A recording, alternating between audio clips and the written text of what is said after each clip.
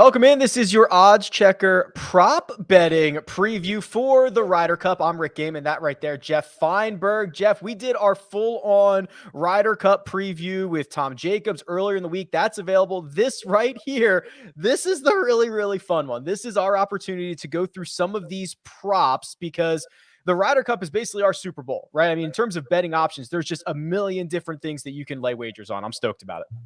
Yeah, absolutely, Rick. And the market is starting to take shape as we are here.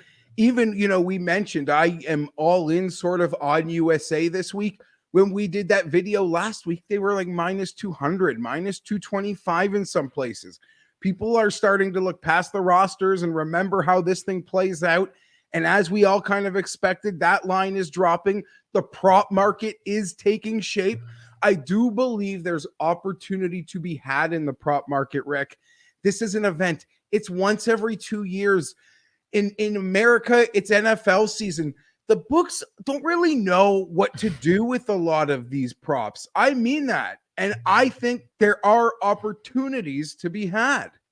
Yeah, books are playing defense right now. Let's jump right into it. I've pulled up the grid. The odds checker grid has all of these props laid out, which is awesome. I'm going to go through as many as we can get through here. Geoff, let's start with the top American point scorer. No surprise that Justin Thomas leads the way at about 7-1, and then they stack up right behind him. DJ, Jordan Spieth, Patrick Cantlay, Xander Schauffele, anywhere from 7.5 to 8.5 to 1. This prop is so much about opportunity.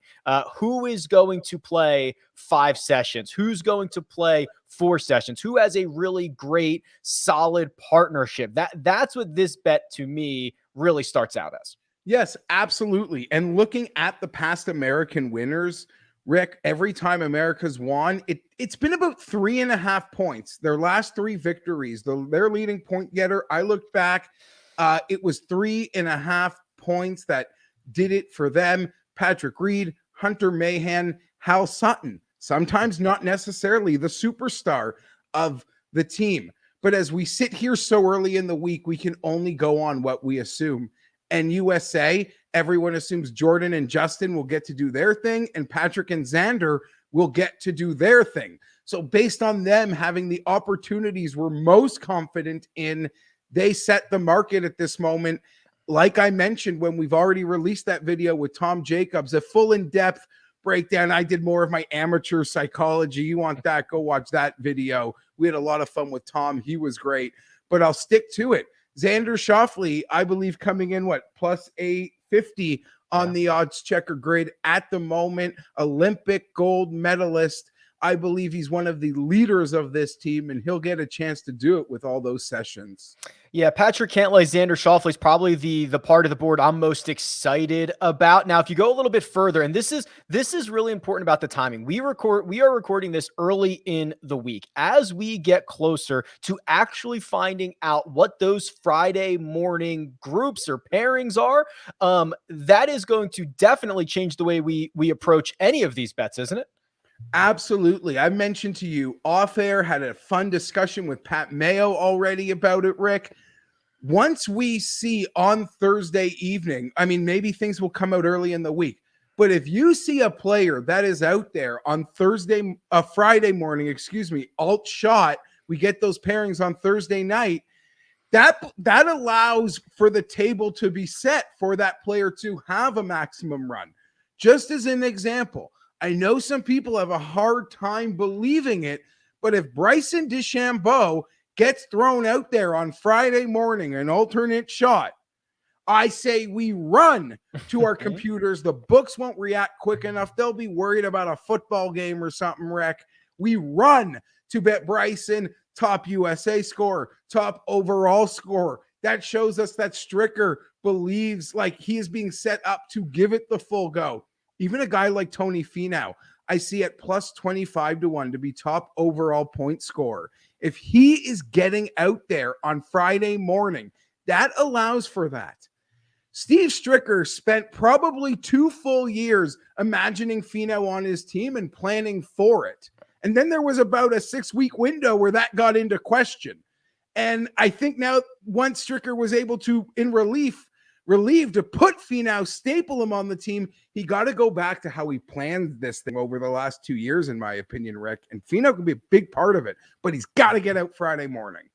Yeah, I mean, just think about it, right? There's 5 possible sessions. If you don't play Friday morning, you're losing 20% of your opportunities for getting those points. So it's critically important. You're going to want to wait as long as possible. If we go over to the European side of things, this to me is much more top heavy, and we talked about that with Tom Jacobs, where Jon Rahm almost certainly going to play 5 sessions. Rory McIlroy has played all 5 in his last 4 Ryder Cups. After that, it starts to get a little hairier, but some of these guys are going to have to take charge. They're going to have to get run out there. Tom Jacobs was a bit partial to Paul Casey, who you can get at 10-1 to be the top European point scorer. I certainly don't mind that at all, but one of these European players is going to get hot and play a lot more than we expect them to. Yeah, the thing with Europe is we are certain guys will be stapled to the bench. With the Americans, even good players that are playing well, that are coming off a win, we might see them get to the bench just because Stricker is enacting a plan, and all these guys are so highly ranked in the world that none of them deserve in some way to be disrespected. I mean that, just in the context of the team, in the way that the European team is set up for a handful to just be run out there, win, lose, or draw.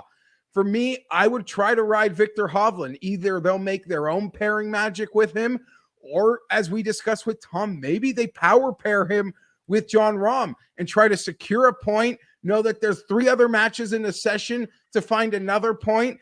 And, history tells us a draw in an early session would be a perfect situation for the Europeans. It is Hovland or that great case that Tom made for us on Casey, who once you draw the line, Rick, after Rahm, Vic, and Rory, Casey to me is the clear fourth man on this team when you consider form and just current talent. Yeah, I agree. And you're right. There are some of these guys, and I don't want to single out Bernd Wiesberger because he might just be rolled out on Friday morning. But some of these guys, you're right, are going to be stapled to the bench. Viktor Hovland, not only in play as top European, but his odds as top rookie are 6-1 at DraftKings. So think about this, Geoff. He is 7-1 to be the top European at DraftKings. He is 6-1 to be the top rookie. Now, this also brings into play the Americans, and there are some names that you might not think are rookies. Patrick Cantlay, Xander Schauffele. This is their first time in a Ryder Cup. Do you have any leans in this situation where some of the guys who are almost guaranteed to play 5 matches are also considered rookies here? Yeah, that's a really interesting dynamic, right? Xander Schauffele. He is a Ryder Cup rookie. That's a tough one, right? You're swapping out Rahm and some of the, Rahm is the only guy you'd consider better than him on Europe, but then you're trading in, a couple players on that American side, even a Morikawa, who, think about where we are, how important Victor is to his team and how Morikawa can do whatever he wants in some way. And as the season progressed, one player won a lot. Like, what a free ride almost Morikawa is being set up to have. Well, Hovland has got all the pressure in the world. I would actually stick with the top European bet than have to take on some American rookies, but that kind of goes to show my overall feel of the event, I would say. There's an outside chance. I'm really excited to see if Morikawa and Xander get together at any point here. They're both Las Vegas guys. They are much closer than I think gets generally reported. I'll be interested to see if those two get to play together. So let's continue down the board here. The odds checker grid has us now to top wild card. That is essentially top captain's pick. So this is kind of led by Jordan Spieth, Xander Schauffele. Now, here's where Tony Finau starts to become a lot shorter, Geoff, and maybe this is waiting until we see those Friday morning pairings, but Tony Finau is 6.5-1 to be the top wild card, and maybe it's dictated by how many matches he plays, but Finau's a pretty good match play player and great in this format, one would think. 3.5 points in Paris. I've already said it. I think we all look back and probably realize Steve Stricker in his mind had Finau on his team, was creating matchups and pairings with Finau on his team for 2.5 years. And then a little blip happened, but we're now back into Stricker can go back to, planning a perfect road for Tony and Tony proving that he can handle it. While it might contradict my Xander bet to be top American, I absolutely love this Finau top wildcard plus 650. If he does get out on Friday for a Friday morning draw, that would be part of a couple of Finau bets that I would be making just upon seeing him playing out of the gate. Let's turn our attention to how this is actually going to shake out. I know that you were very excited about the day 3 winner. Again, I just love the options that you get here for the Ryder Cup. So let's start with day 3. This is Sunday singles. The United States team is minus 152. They are the favorite. The Europeans are plus 175, and a draw is 7-1. Geoff, this is, I believe what you said to me is your favorite bet on the board. Okay. I like the Americans to win this week. I like that it's come down the overall landscape to a minus 165 using the grid. I'm seeing that at FanDuel. I'll bet that. I'm line shopping everywhere to get the best I can. That being said, I understand why that's an annoying bet to make, Rick. This is like a cricket match. It's 3 days, minus 165. Like, bettors don't want that. That's like betting a football game, but that should take 3 hours, right?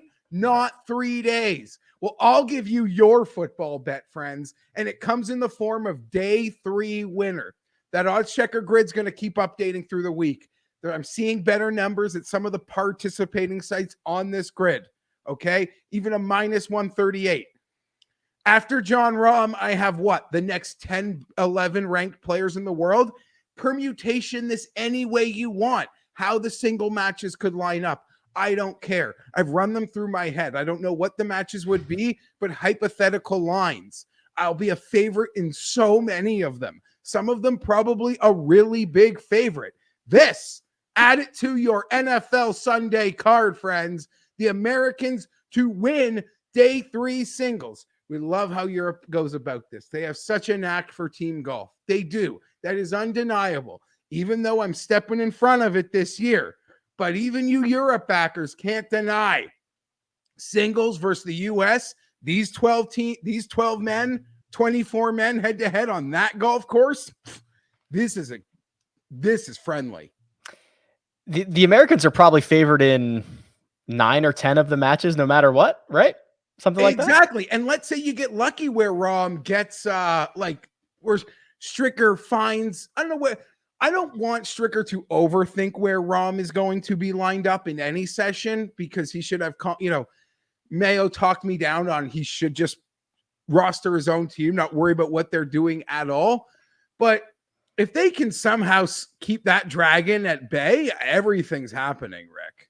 Yeah, it's exciting stuff. So there's a couple of other ways that you can bet this. You can do the exact score, right? So you can come out here and say the United States is going to win exactly 14.5 to 13.5. That would get you 9-1 on your money. And obviously every other point total has its associated odds. Or Geoff, you can do the margin of victory. Now, this feels a little bit better instead of trying to hit the exact score. So, for example, the shortest odds on the board, this is from Bet365, and I imagine this will update as the week goes on. United States winning by 1 to 3 points. That is plus 240. The next shortest odds, Europe by 1 to 3. So again, that's kind of keeping it close. One of these teams winning a close one. That's plus 350. And then if you think the United States is going to get more points, if they're going to win this in a larger margin, they can be had at plus 375 for winning by 4 to 6 points. When you assess these margins of victory, what do you see? It's no secret. This is now the 3rd Ryder Cup video we've done, but we now have like prop lines that feel they've, that they are, the markets are evolving. We now have evolved numbers and more prop bets than the standard who is going to win. But there's been no secret through any of these where I'm going to plant my flag on this event. So to supplement my US to win wager that I will be making, I'm going to be investing in both the US to win by 1 to 3 and the U.S. to win by 4 to 6. Even if they win by 1 to 3 and I lose my unit on the 4 to 6, I still come out at a much better price than the minus 165 that it currently is to bet them to win the event. Europe did. I was even shocked to find out, Rick. That just shows you where my memory is. That Europe won by more than 7 points or 7 or more last time. I knew they won. I knew it was a great event. I even bet on them. I was oblivious to that fact. Maybe once it just goes final, you just sort of record it as a win. But that seems hyper rare. Like, even as someone who thinks the U.S. will and can overwhelm this Europe team, I am not expecting a 7-point victory. If that does happen, it means my mountains of units on the just normal win will be stress-free and I'll be able to watch happily. But I do believe to play the 1 to 3 points and the 4 to 6 points actually represents a nice little piece. Now, would you supplement that at all with an exact score, or is it a fool's errand to try to be predicting exact scores here with what could possibly go on in these? I mean, it's so hard, in my opinion, to get one of these exact scores. Would you sprinkle a little bit, or are we sticking with the margins of victory? I'm not that cocky. Like, picking this thing is hard enough. Right? Now, you could look at the entire history of this event, Rick, and you could run it through your model. And I'm telling you, it'll give you the key numbers where, like, historically, we really do land on. But, things can get sloppy late as well if it's decided and there's 4 matches left on the course. You're really leaving it up to something. I am willing to cut my potential winnings to just sort of get those range, the point range winning numbers that we just discussed. I'm not that cocky to think I can call the exact shot. You nailed my exact issue, which is this thing might be decided and there's 3 or 4 groups out there. And obviously the final exact score has not been decided and all of the incentive has been lost for all of the players out there. And it's like, oh my, that's the worst case scenario. That's what I fear the most. So I don't like the exact score. It'd be like garbage time. And you're like, I had this bet, it was winning the whole time. And then it's like garbage time NBA. Like, I don't know. Everything is out of my control. You don't model for that. It's Ryder Cup week. The full Ryder Cup preview, us and Tom Jacobs, is out. This is your props. We're looking to do some more content later in the week as well, so stay tuned for that. But for now, follow Geoff on Twitter at Fienberg 17. You can follow me at Rick Run Good, and best of luck this week.